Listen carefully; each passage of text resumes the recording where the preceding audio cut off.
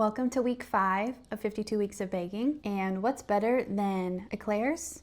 Mini eclairs. Let's make them. So we're gonna start with the pastry cream, and because it has to chill and be cold when we put it into the eclairs, we're gonna make that first and then start working on our choux pastry.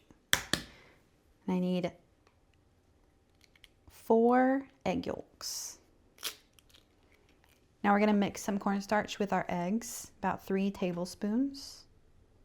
It's too much. And no need to use a whisk for this, just use a fork to bring this together. So we're gonna set this aside and work on our liquids. It might not look like it'll come together, but just keep mixing. Now we're gonna start working on the liquids for the pastry cream. We're gonna mix together 1/2 cup of sugar and 2 cups of milk over the stove.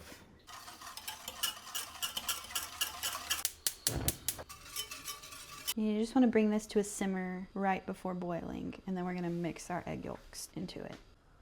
You got to stay hydrated. Did I burn it? I think we're okay. I hope we're okay. Now we're going to slowly pour the milk into our egg yolk and cornstarch mixture, but keep whisking it because you don't want to risk scrambling the egg yolks. And I like to just do a little bit at a time, so you're slowly bringing the temperature of the egg yolk up.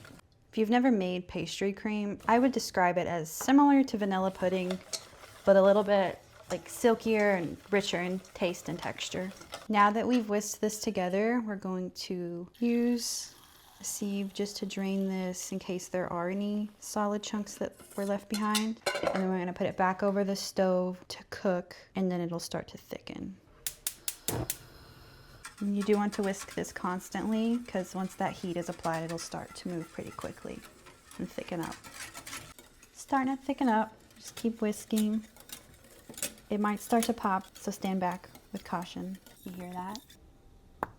It's not queso. I might need to invest in a smaller whisk for these situations.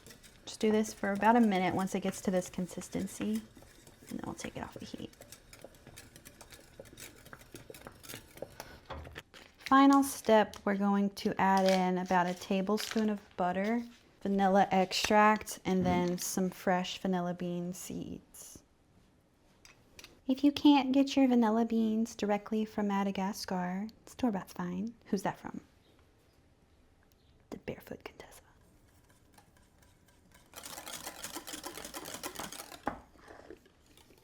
You see the vanilla beans? Add a pinch of salt as well, just to balance out the sweetness. Maybe a little bit more. I'm just going to use the same container I measured my milk out in earlier, and then put this in here, and then we'll let it cool for about 3 hours while we make the rest of the eclairs. My fear though is that if that burnt a little bit, the flavor is going to leach into the rest of the pastry cream, but fingers crossed. I don't think it's burnt, but there was some burnt residue in my pan. We're gonna start making the choux pastry for the eclairs, which is gonna be the pastry, like the shell itself of the pastry. This pastry has brought me difficulty my first time making it, but I've made it twice since then with great success. You need a stick of butter cut into about tablespoon-sized pieces. Doesn't have to be exact because we're all gonna cook this over the stove anyways. We're gonna add 1/2 cup of water. Then we're gonna add equal parts whole milk. You want full fat for full flavor. You get me angry in here. Too many spoons. Where's the freaking... This is why I need a different whisk. My size differences are extreme. Baby whisk versus a big whisk. It's you versus the guy she tells you not to worry about. I'm gonna add 1/4 teaspoon of salt and 2 teaspoons of sugar. This is a 2 teaspoon measuring spoon, so don't come for me. We're gonna cook this till it comes together. While the liquids and butter are cooking down, I'm gonna go ahead and get my flour ready because once it's all together, we're gonna add the flour. The best way to measure out flour is to spoon and scoop. Like, you don't wanna just put the whole measuring scoop in there or else you're gonna compact it and not get an accurate measure. But it's best to use a scale for the most accurate results. For example, I need a cup of flour for this, which is 125 grams. This right here is 125 grams of flour, but it doesn't fill up the entire cup. So we're gonna melt this butter, and then once it's melted, we're gonna add the flour and stir it using the heat from the stove to kind of cook the mixture together. So now we're going to lower the heat to low and add the flour all at once and stir until the dough comes together, and keep stirring, making sure to push the dough along the sides of the pan so that it cooks.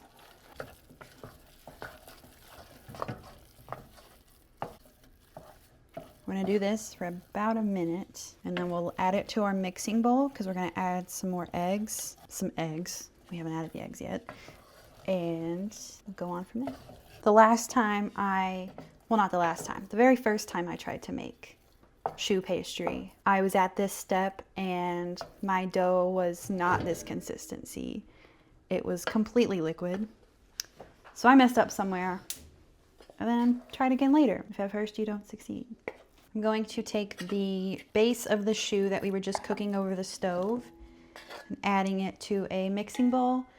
And while we let that cool down for just a few minutes, we're going to go ahead and beat up 4 eggs.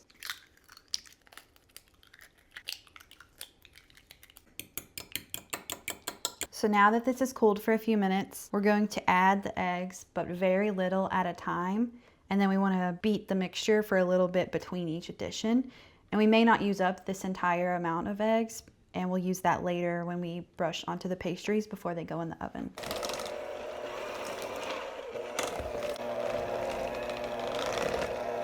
So we have it about at the right consistency. You want it to be pipeable, but yet looks a little smooth still. Now that the choux is mixed together, we're going to put it into our pastry bag here, and then we'll start to pipe that onto our baking sheets. Just gonna use that much for now since that is a smaller piping bag. What's nice with choux pastry is that once it's at this phase, I can refrigerate it and use it tomorrow if I wanted. With our extra eggs that we had beaten earlier, we're going to add a little bit of milk for our egg wash later. About a tablespoon. Parchment paper hack, when you want it to fit your pan, just crumple it up a little bit. And then it's a little more pliable for you to put onto your pan, usually. So the key to good choux pastry is steam. So we want to brush the parchment paper generously with water, because then when we put it into the oven, that will create steam and help the pastry rise. And then we're also going to cook the pastry at 2 different temperatures. And then to smooth down the ends where we piped this on, I'm just going to dip my finger in water and smooth over the edges a little bit. Then we're going to brush the tops of these after we smooth them out with our egg wash. So now that these are brushed with our egg wash mixture, we're going to pop them in the oven at 400 for a few minutes, and then without opening the door, we're going to lower the temperature to 350 and cook them for a few more minutes. It's time to take our pastries out. They're a bit golden brown as we wanted. One started to deflate on me, but that's okay. We're gonna make the chocolate ganache for the eclairs. We're just gonna add some heavy cream to a saucepan, bring that to a simmer, and then we're gonna pour it over some semi-sweet chocolate. Because I'm not making very much, this is gonna be super quick because we just need to bring it to a simmer. You don't wanna bring it to a boil because that's gonna be too hot. So now we've got our chopped up semi-sweet chocolate. We're just gonna pour this heavy cream over and let it sit for a couple minutes, and then we'll stir. Now that we've let that sit, we're going to just stir it and it'll come together slowly.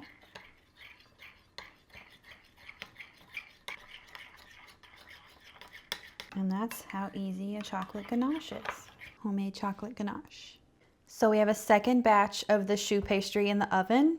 And it's a good thing we do, because some days things just don't happen and our first batch is not done in the middle. So as you can see, it's supposed to be like light and airy inside, and it's not done all the way. It's a little eggy still.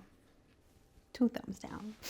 So now that we have our second round of the choux pastry baked, this here is an example of what underbaked pastry looks like versus properly baked pastry. So now we have our completely cool and chilled pastry cream that we made earlier. I'm spooning the pastry cream into a piping bag so that we can fill our eclairs.